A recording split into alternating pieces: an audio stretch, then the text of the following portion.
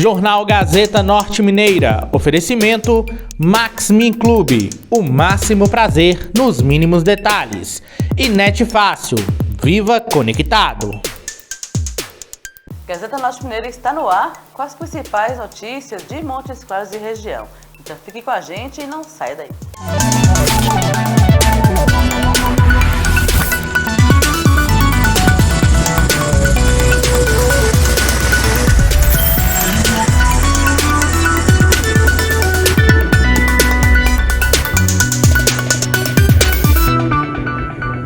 Começamos esta edição do Jornal Gazeta Norte Mineira falando sobre uma tragédia em Montes Claros.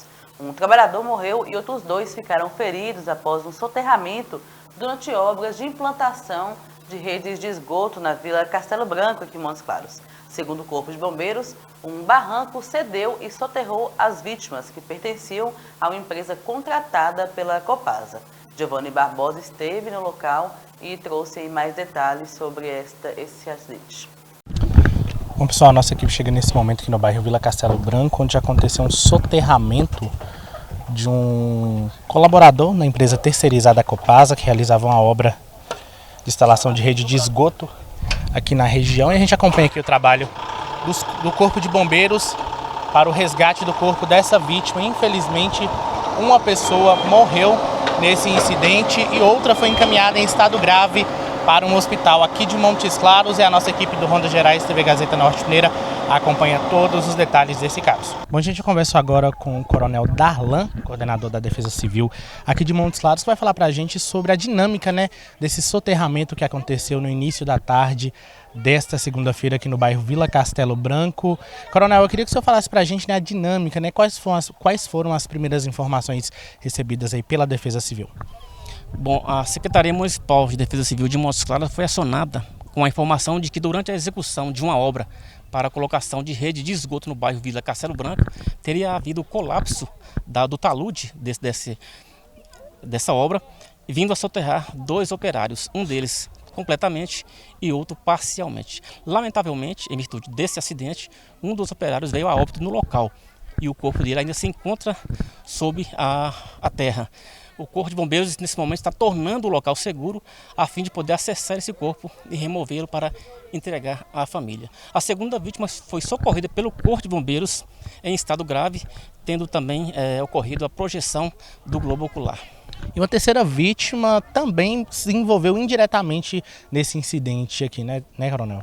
Sim, é verdade. Trata-se de um senhor que estava ajudando nos trabalhos e que sentiu-se fatigado e por isso houve a necessidade também da sua condução a ambiente hospitalar, no entanto, sem maiores gravidades. A gente vê aqui que é uma obra de grande porte, o pessoal da empresa terceirizada pela Copasa fazendo a instalação da rede de esgoto aqui nessa rua e o que já se tem ali uma suspeita do que poderia ter provocado esse deslizamento? Não, ainda é muito cedo para que nós possamos fazer qualquer afirmação. Agora, a Defesa Civil de Montes Claros, juntamente com o Corpo de Bombeiros e a perícia técnica da Polícia Civil, trabalharão no sentido de identificar as causas e só assim emitir um juízo de valor. Tinha uma fossa próxima a esse local de escavação, Coronel? Sim, existia essa fossa e ela pode ter contribuído. Nós não podemos afirmar, mas ela pode sim ter contribuído para o colapso do barranco que veio a soterrar então os 2 operários. É importante a gente reforçar os cuidados com esse tipo de obra de grande porte, principalmente que envolve esse tipo de escavação. Sim, segundo a empresa contratada, todos os cuidados de segurança eram adotados. Então nós precisamos apurar cautelosamente tudo o que aconteceu para só assim emitirmos qualquer informação mais precisa. Agora uma investigação será instaurada para entender também a dinâmica desse incidente. Sim, desde já a Defesa Civil, Corpo de Bombeiros e Perícia Técnica permanecem no local, colhendo dados, colhendo informações para produzir um relatório minucioso e só assim depois informar então as possíveis causas desse acidente. Bom, gente, nesse momento a gente vê aqui o trabalho de uma máquina retroescavadeira retirando então a terra para que o Corpo de Bombeiros possa acessar então o corpo dessa vítima que foi soterrado aqui no bairro Vila Castelo Branco. A gente vê aqui os trabalhos do Corpo de Bombeiros, também das equipes de resgate, tentando resgatar esse corpo que está soterrado aqui nessa vala. A gente reforça que essa obra é uma obra de uma empresa terceirizada da Copasa, que está fazendo a instalação da rede de esgoto aqui no bairro Vila Castelo Branco. Bom, pessoal, a gente acompanha nesse momento o trabalho dos militares do Corpo de Bombeiros tentando localizar e também fazer o resgate do corpo dessa vítima, desse homem que trabalhava aqui nessa obra de uma empresa terceirizada da Copasa e foi soterrado após um deslizamento de terra. De acordo com as primeiras informações, o que teria provocado esse acidente seria uma fossa que estava do lado aí dessa obra. Claro que a investigação será instaurada para saber de fato a dinâmica desse acidente. A gente vê nesse momento então os militares do Corpo de Bombeiros redobrando os trabalhos, os cuidados também para o resgate dessa vítima. Bom, gente, eu converso agora com o Tenente Souza Lima, do Corpo de Bombeiros Militar aqui de Montes Claros, que vai falar para a gente sobre a dinâmica desse acidente, o empenho também dos militares para o resgate dessa vítima, que infelizmente veio a óbito, né, Tenente? Bom dia, boa tarde, na verdade, já. Por volta de meio-dia e meio, somos acionados para atender uma ocorrência envolvendo 2 vítimas soterradas. Assim que nós chegamos aqui na cena, nós nos deparamos com uma vítima soterrada pelo pescoço e a outra soterrada pelos membros inferiores. Imediatamente, igual a verificar a segurança da cena, a primeira vítima que estava soterrada pelos membros inferiores foi socorrida com vida, encaminhada para o Hospital da Santa Casa, estado grave. E, infelizmente, a outra vítima soterrada até o pescoço, ela veio a óbito, né? Após a conclusão dos trabalhos periciais, né, o local foi estabilizado para que a equipe de resgate pudesse, né, adentrar no local do teatro de operações e assim socorrer a outra vítima. A gente viu aqui que essa vala, né, onde essa vítima foi soterrada, é de difícil acesso e deu um pouco de trabalho, né, para os militares localizarem esse corpo. Sim, inicialmente, quando nós chegamos, a vala estava com mais ou menos 4,70 m, 5 metros. Agora ela está um pouco mais, porque foi feito o trabalho de estabilização do terreno, né, para que nós pudéssemos fazer o resgate das vítimas. Agora eu queria que você comentasse para a gente sobre esse empenho dos militares nesse resgate. Agora nós estamos na fase de localização do corpo da vítima, já localizamos a vítima. É um trabalho minucioso, utilizar material de sapa, que são pás, enxadas. É um trabalho que tem que ter muito cuidado para não acabar causando outra lesão no corpo da vítima, né? E com auxílio também da pá carregadeira, do consórcio que está responsável pela implantação da rede de esgoto aqui no bairro, aos poucos o corpo deve sendo exposto e nós esperamos que mais brevemente conseguirmos resgatar o corpo dessa vítima. Tenente, já se sabe as causas desse deslizamento? Já tem alguma suspeita? O que se sabe que o consórcio, né, está fazendo uma obra de implantação da rede de esgoto aqui, por causas desconhecidas, o talude acabou desbarrancando e caiu sobre dois trabalhadores, né? Já mencionei sobre como é que eles se encontravam na cena. Agora as causas ainda não sabemos ainda, talvez a perícia possa elucidar os fatos. Bom, gente, a gente acompanha aqui então o trabalho dos militares do Corpo de Bombeiros na localização e também no resgate dessa vítima. Nesse momento, então, essa vítima de aproximadamente 50 anos foi localizada aqui, soterrada nessa vala aqui, onde estaria sendo feita a instalação da rede de esgoto aqui no bairro Vila Castelo Branco. A gente acompanha aqui, então, os trabalhos do Corpo de Bombeiros para a retirada dessa vítima que foi soterrada em pé dentro desse buraco. Como eu disse, de acordo com as primeiras informações, o que teria causado esse desabamento seria então uma fossa que estaria logo ao lado. É claro que a Defesa Civil, juntamente com a perícia da Polícia Civil, vai instaurar um inquérito aí para saber de fato o que aconteceu aqui no local. Obrigada, Giovanni, pelas informações. E vamos agora para um rápido intervalo e na volta mais notícias. De volta, e olha só, o uso do celular nas escolas tem gerado discussões sobre os benefícios e desafios no aprendizado. Enquanto alguns veem a tecnologia como uma aliada, outros se preocupam com as distrações. Como as escolas lidam com essa questão? Confira agora na reportagem de Clara Reis. Bom, pessoal, o uso do aparelho eletrônico está cada vez mais presente na vida dos jovens, dos alunos principalmente. E hoje vamos bater um papo aqui no Colégio Adventista para falar sobre o impacto que o telefone está trazendo hoje em dia para os estudantes. Vem comigo! Bom, agora eu estou aqui com a Maria Eduarda, aluna do Colégio Adventista. E Duda, conta pra gente aqui, você usa o celular durante as aulas? Agora a gente não está usando mais. Mas antes você usava, consegue sentir uma diferença entre o antes e o agora? Se te ajudou, se piorou, dificultou? Antes a gente não usava muito, não, porque aqui a gente tem uma estrutura boa, né, que traz Chromebooks, que é aqueles computadorzinhos que a gente usa durante as aulas, e eu não usava muito, a gente só usava quando o professor pedia para fazer alguma coisa, mas a gente não usa muito, por isso não atrapalhou tanto. Então não tem muito hábito de usar, né, celular com frequência em salas de aulas, até porque também pode atrapalhar um pouco o ensino com redes sociais, que acaba distraindo muitas vezes. Então, assim, você acha justo que as escolas proíbam o uso de celulares em sala de aula?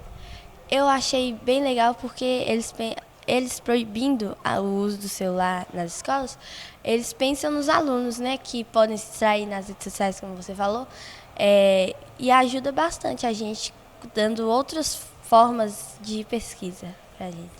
Sem contar o foco. O foco você acha que fica melhor com o telefone ou sem telefone? Sem telefone. Com o telefone a gente distrai muito. Bom, eu converso agora com Cláudia, né, mãe do aluno Arthur aqui do Colégio Adventista. E Cláudia, você acha que o celular atrapalha o desempenho escolar do seu filho?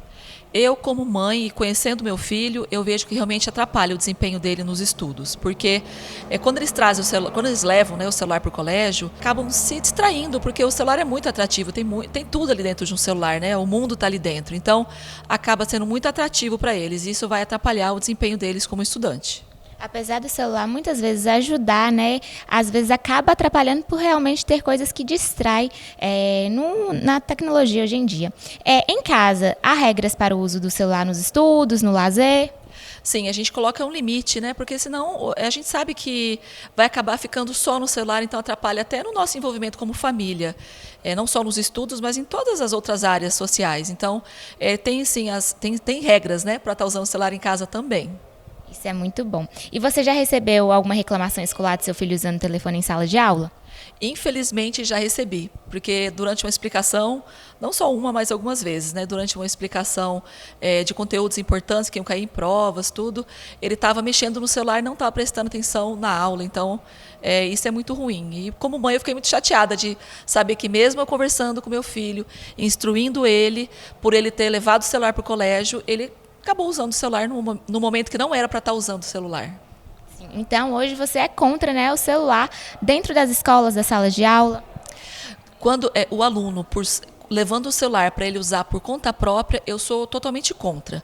Quando um professor pede para uma aula direcionada, tem um motivo para estar usando o celular, eu entendo que é importante, porque a gente sabe que é importante a tecnologia, mas tem que saber usar. Então, ele levar de forma aleatória por levar, eu não concordo. Eu prefiro que realmente, então, deixe em casa. A tecnologia, ela pode ser uma grande aliada dos alunos, dos estudantes em geral, mas isso deve ser feito de maneira muito responsável. Ao mesmo tempo que ela pode ser uma grande aliada, ela também pode prejudicar muito a aprendizagem, dadas as distrações que ela causa. E aqui na escola, né, possui alguma regra específica sobre o uso de celulares? Sim. Na verdade, antes mesmo da lei ser promulgada, o Colégio Adventista ele já tinha normas específicas sobre o assunto. Aqui os alunos eles não podiam utilizar os celulares nos momentos da sala de aula, também nos intervalos, apenas nos horários de saída e também nos momentos fora da sala, né, os momentos que não estivessem em sala de aula. Dessa forma, nós não tivemos grandes dificuldades, porque quando a lei chegou, a educação adventista já estava trabalhando com essa norma em vigência. E os alunos sempre obedeceram muito bem essas regras. Hoje em dia, né, nós temos muitos aplicativos que fazem, né, os alunos se distraírem. Dentre esses aplicativos, temos o ChatGPT. Você acha que esse chat ele é uma ajuda para os alunos? Acaba facilitando demais a vida deles, né? Porque acaba com o chat ali, o chat responde praticamente tudo. Aí faz com que o aluno se torne um pouco preguiçoso de pesquisar em um livro, por exemplo. O que você acha? Olha, o ChatGPT já é uma realidade. Na verdade, a inteligência artificial já é uma realidade. Cabe às escolas se adequarem a essa nova realidade, né? Usar isso em favor da educação, porque nós não temos como derrubar uma nova realidade como essa. Então, a nossa orientação é que realmente nós possamos ensinar os alunos a usar essas ferramentas da melhor forma possível, sem que ela venha prejudicar o processo de ensino-aprendizagem. É algo difícil, talvez é um grande desafio da educação, mas eu acho que é muito possível sim, porque de certa forma os alunos estarão aprendendo, eles estão aprendendo também. A proibição do celular na sala de aula, ele vem também por outros fatores, até uma questão de dependência. Nós recebemos muitos alunos que são dependentes do celular. E essa dependência, ela causa, é como se fosse uma droga, digamos assim. E esse momento que o aluno ele está na escola vem a ajudá-los a não ter essa dependência. Então, nós não somos contra a tecnologia, nós entendemos que nós devemos nos adequar. Inclusive, a lei que eu tenho aqui em minhas mãos, que é a lei número 15.100, ela fala exatamente sobre isso. Existem as exceções que podem ser utilizadas, por exemplo, para questões pedagógicas, questões de aprendizagem. O professor vai solicitar junto à orientação educacional, à coordenação educacional, coordenação pedagógica, desculpa, e vai inserir ali o uso do celular, quando necessário. No nosso caso, como nós já temos uma estrutura muito bem estabelecida, com mais de 60 Chromebooks à disposição aqui dos nossos alunos, nós então não precisamos usar o celular em sala de aula, porque nós vamos com os equipamentos para a sala de aula. Mas aquelas escolas que porventura não têm esses equipamentos, elas... Obrigada, Clara, pela reportagem. Vamos agora para o intervalo e na volta mais notícias.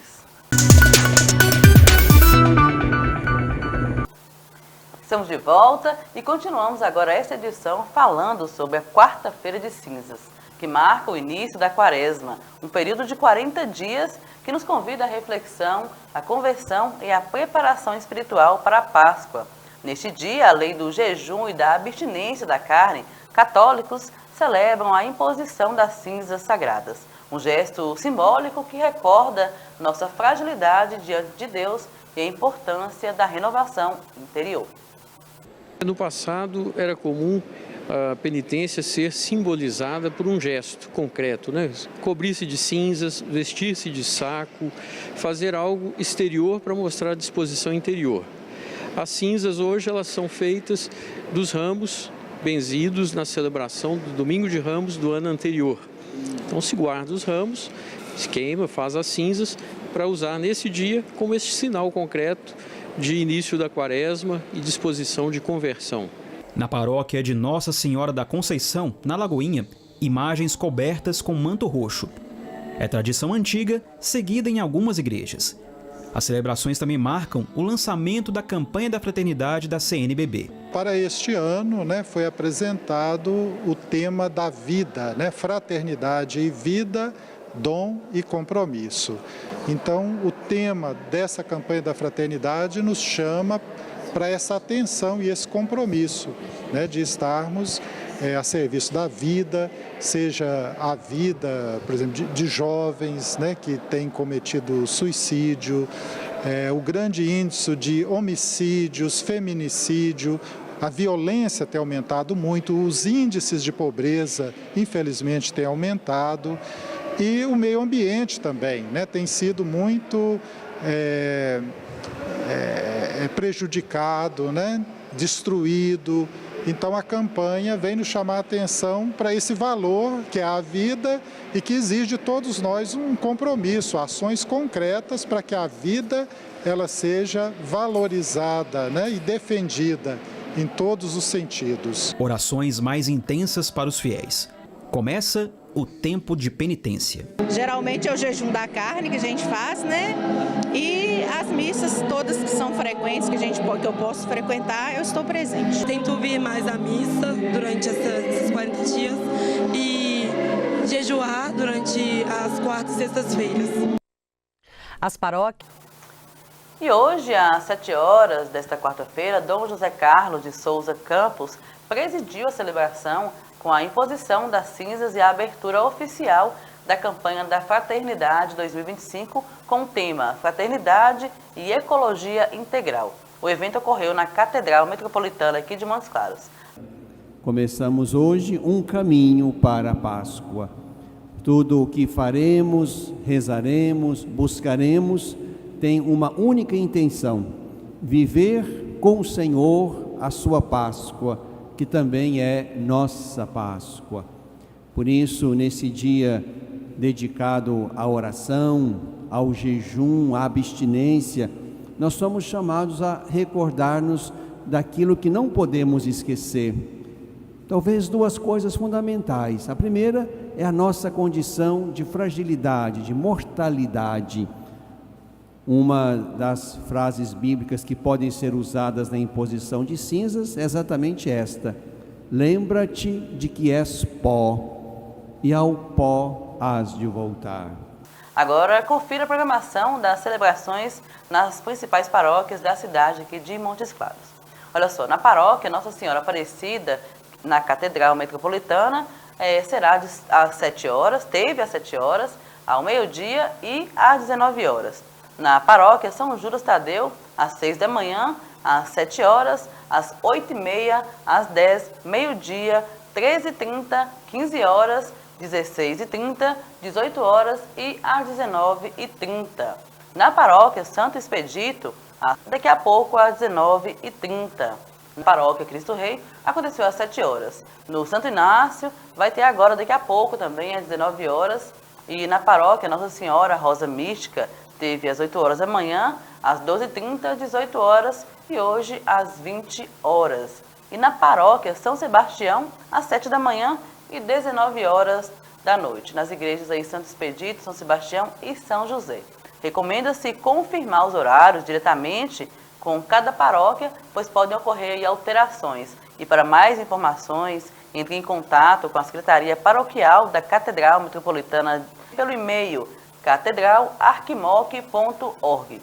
Então é isso, gente. E assim encerramos hoje esta edição de quarta-feira. Agradecemos pela sua companhia e nos vemos amanhã às 18 horas aqui no Jornal Gazeta Norte Mineira.